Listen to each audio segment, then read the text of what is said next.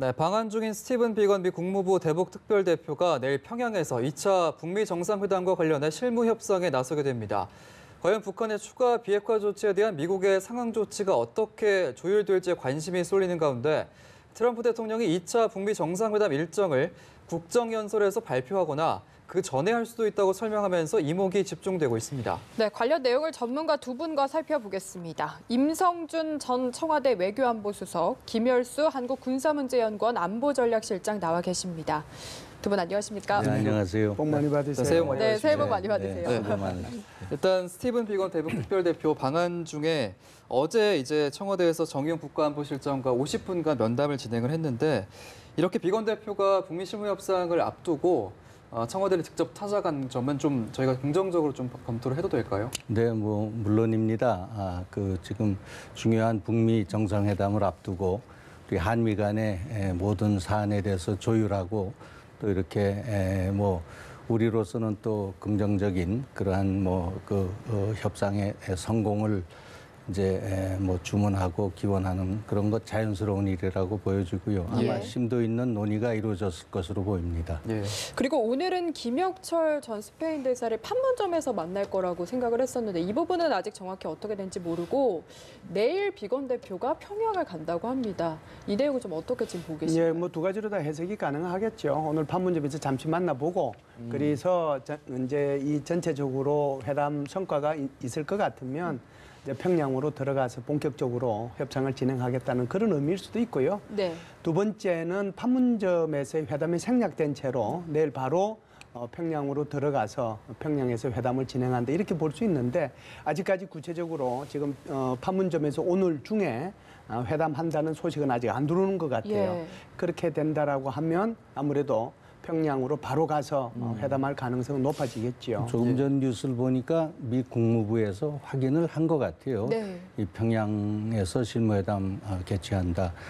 그거는 상당히 좀 긍정적인 신호라고 보여집니다. 아무래도 판문점에서 양측이 만나서 또 평양이나 워싱턴에 이제 여러 가지 훈령을 받아가면서 조율하는 것보다는 하여튼 평양에 들어가서 또 그다음에 지금 김혁철보다는 역시 높은 김영철 부위원장이나 이수용 외무상 이런 고위층하고 직접 담판을 하는 것이 이 정상회담의 성과를 올리는데도 아마 더 효과적이지 않을까 그렇게 보여집니다. 예. 일단 비건 대표가 조금 전인 오전 9시 40분에 호텔을 빠져나갔다고 하는데 역시 좀 평양을 가기 위한 그 경로 때문인가요? 어떻게 좀 분석하세요? 평양을 가기 위한 경로라고 하면 내일 이제 한다라고 하면 사실상 내일 그냥 가면 되거든요. 그래서 이제 경로는 크게 보면 세 가지로 나눌 수 있을 거예요. 하나는 이제 육로로 가는 방안이 있을 거고, 두 번째는 중국을 경유해서 민항기로 가는 방안이 있을 거고, 세 번째는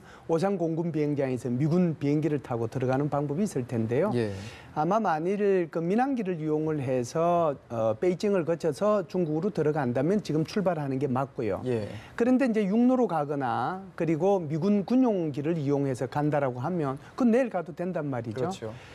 북한 입장에서는 육로로 들어오는 것을 원하지 않을 겁니다. 왜 그러냐면 비건의 눈에 사실상 판문점, 개성으로부터 평양까지 모든 것이 눈안에 다 담기게 되잖아요. 북한 실상이 다 보인다. 북한 실상이에요. 그렇기 때문에 그건 원하지 않을 거예요. 그렇기 때문에 오히려 설령 군용기라고 하더라도 미군 군용기가 그대로 들어오는 것을 더 선호할 수도 있습니다. 그러니까 지금 나가긴 나갔는데 목적지가 어딘지는 조금 더 두고 봐야 될 것 같습니다. 수석님 보시기에는 비건 대표가 어떤 경로를 좀 선호할 것 같나요?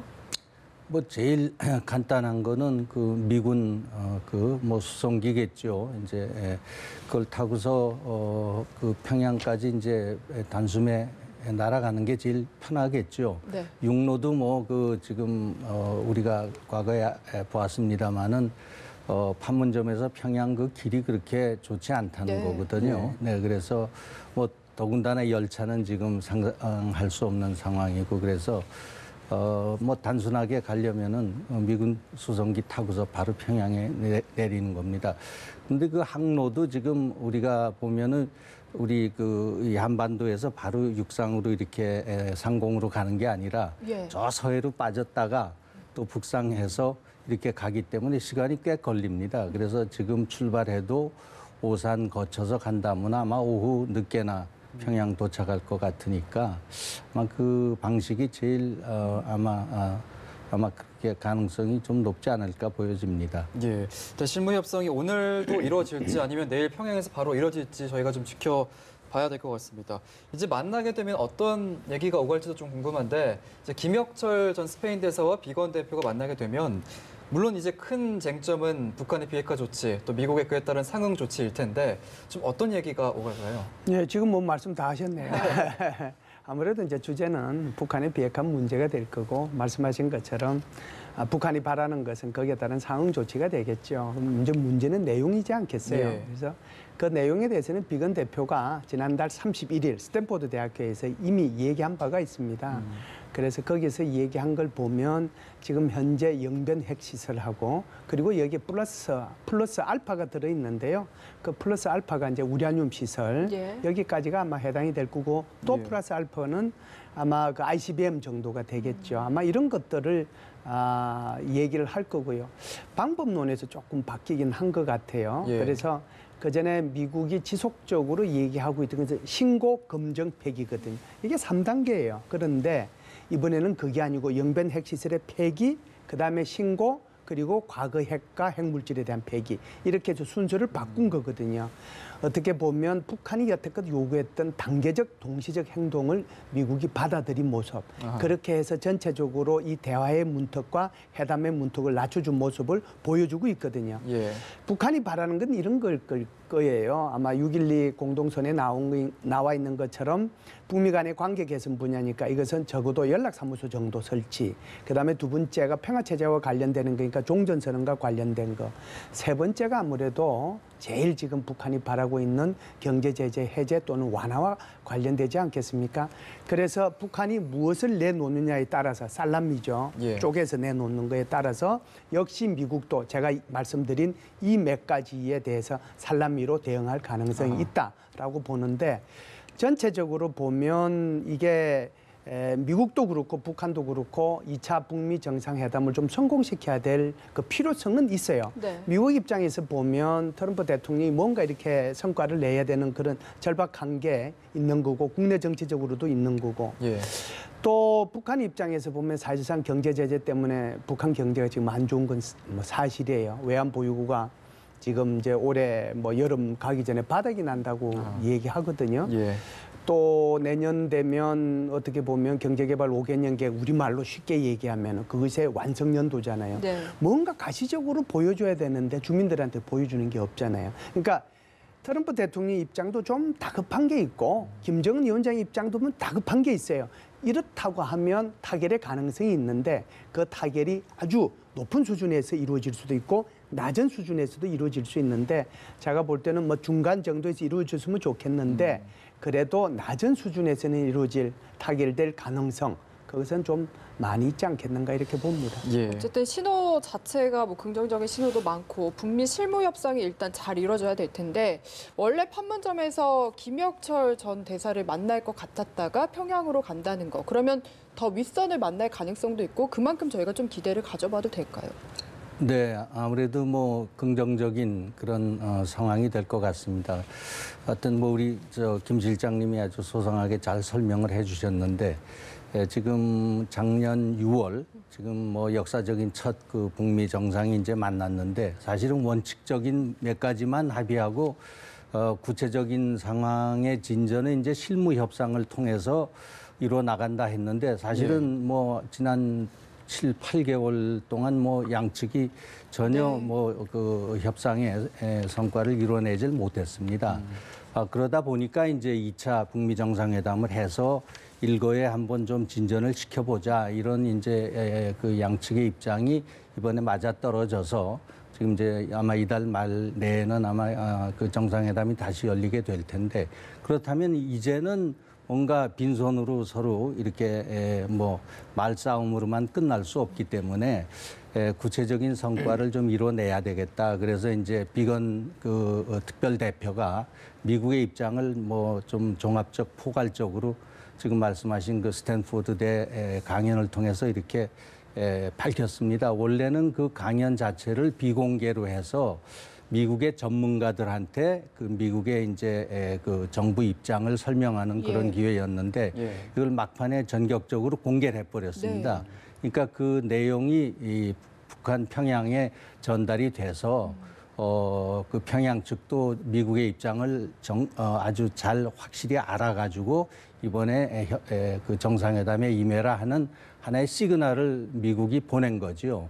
그런 면에서는 이러한 그 실무 사전 협상도 좀 그 심도 있게 진행되는 것이 필요하고 또 그것은 지금 예상되는 실무 레벨의 최고급이지만은 비건 김혁철보다는 김영철 부위원장 또 모르겠습니다. 나가서 비공개로 그 김정은 위원장까지도 만날 수 있을런지 모르겠습니다만은 그래서 이번에 그 양측이 임하는 어떤 그런 그 협상 태도는 상당히 진지하다고 보여집니다. 예, 지금 비건 대표 얘기가 나와서 드리는 질문인데 그 언급했었던 플랜 B에 대한 내용이 정상회담을 앞두고 논의가 좀 잘 안 풀릴 경우에 미국이 좀 준비한 계획인 것 같은지 어떻게 구체적으로 봐야 되겠습니까? 저는 왜 이게 안 나오나라고 생각을 했어요. 왜 그러냐 하면 김정은 위원장의 신년사를 우리가 보면 이렇게 얘기를 해요.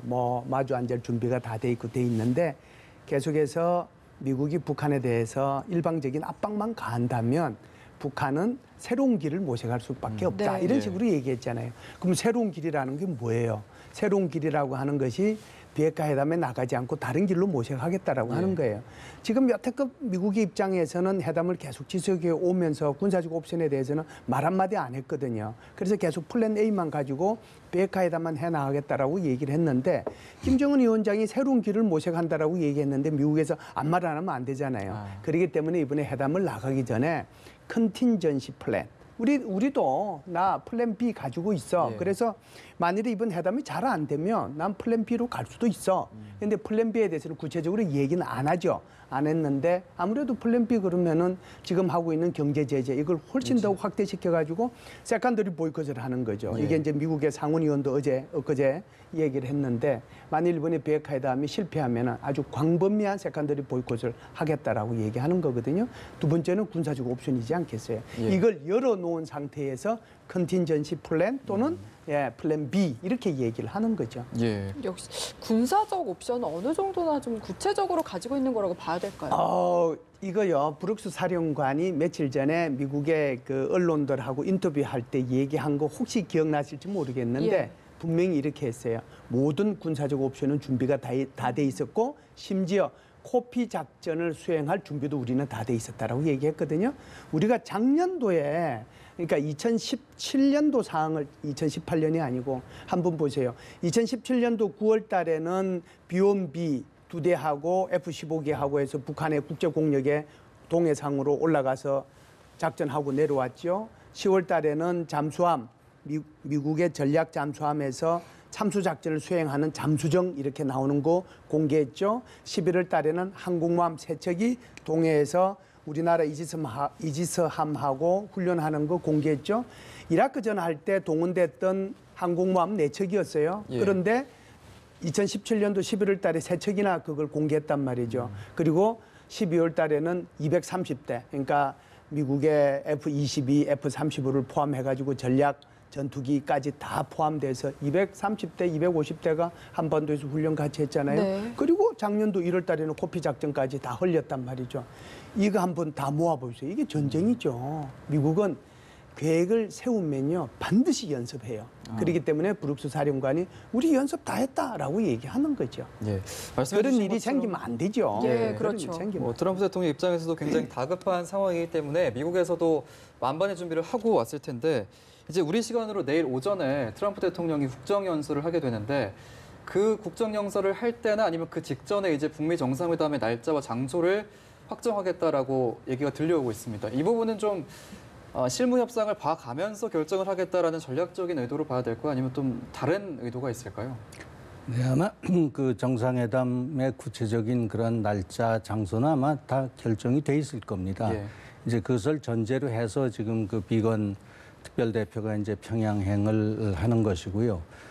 그래서 그 그 트럼프 대통령은 항상 좀 그 어떻게 뭐 자기의 하는 뭐 그런 그 정책이나 이러한 예정된 행사를 좀 극적으로 이렇게 발표하는 예. 그런 이제 성향이 있지 않습니까? 예. 네, 그래서 이걸 그 국정 연설에서 하는 게 터트리는 게 소위 좋을 것인지 혹은 뭐 자기 트위터를 통해서 하는 것이 좋을 것인지 아마 지금 생각 중에 있을 거고요. 예. 뭐 그거보다는 하여튼 지금 이제 뭐 이런 그 시간 날짜는 다 정해졌다고 보고 그 협상의 이제 내용이 어떻게 될 것이냐 뭐 여기에 저희는 주목을 좀 해야 될 것 같습니다.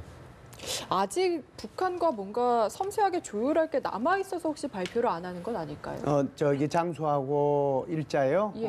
그것은 아무래도 이제 상대방을 배려한다라고 저는 생각을 해요. 예. 그렇기 때문에 비건 대표가 원래는 이제 계획된 대로 하면 오늘 만나서 그리고 이제 날짜를 이제 정하고 그리고 장소 이제 어찌됐든 설령 그 전에 정했다고 하더라도 오늘 공식적으로 만나는 거잖아요. 예. 그리고 나서 이제 미국 시간으로는 오늘이겠지만 우리나라 시간으로 내일 새벽에 국정연설을 할 때 이걸 얘기하면 이게 상대방하고 다 조율을 통해서 이걸 이제 발표하는 거잖아요. 그런 모양새가 있기 때문에 그러는 거지. 이거는 지금 우리 수석님께서 말씀하신 것처럼 장소, 뭐 날짜 이것은 거의 정해지지 않았나라고 여기에 봐요. 지금 변수가 네. 하나 생겼습니다. 예.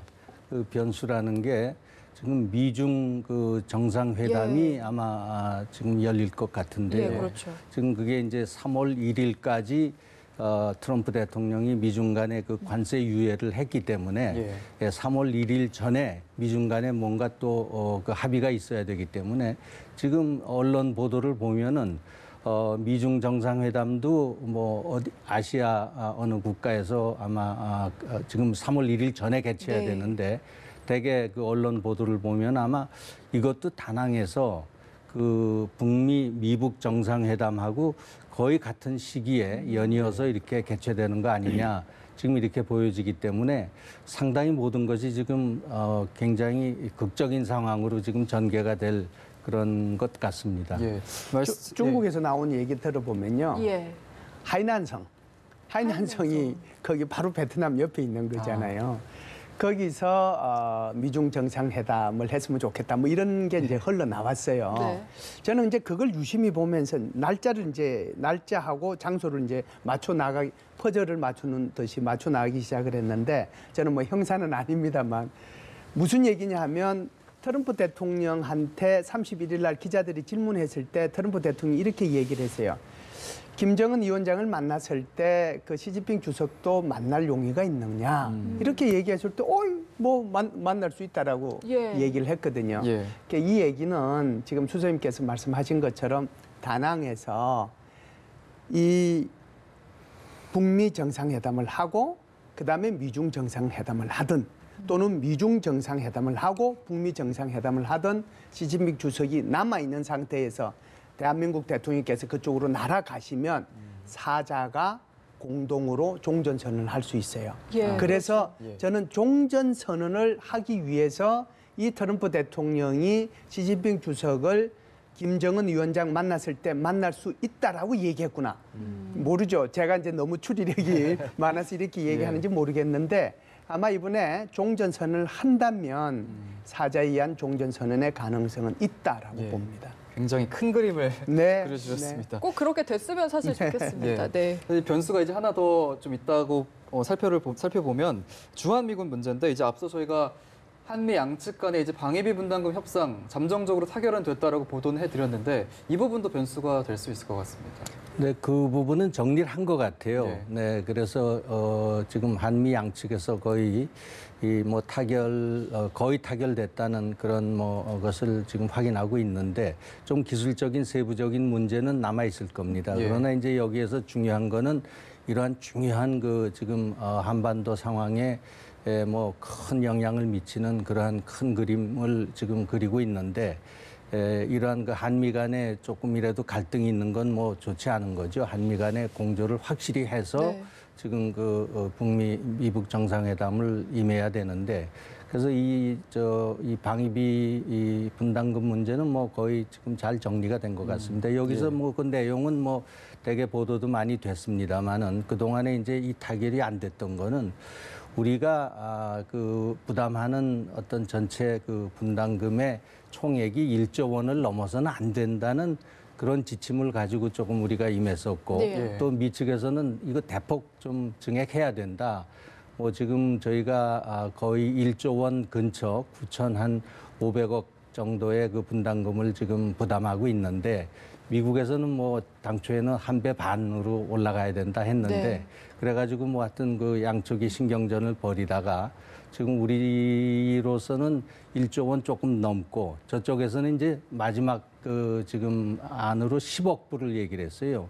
그럼 요새 환율로 보면 이게 한 1조 1천억 뭐 2천억 그 사이가 될 텐데 그래서 우리도 한 발 양보하고 미국도 양해를 해가지고 좋은 지금 결말을 맺은 것 같습니다. 네, 알겠습니다. 오늘 두 분 이야기는 여기까지 듣겠습니다. 임성준 전 청와대 외교안보수석, 김열수 한국군사문제연구원 안보전략실장과 함께했습니다. 말씀 잘 들었습니다. 네, 새해 복 많이 받으세요.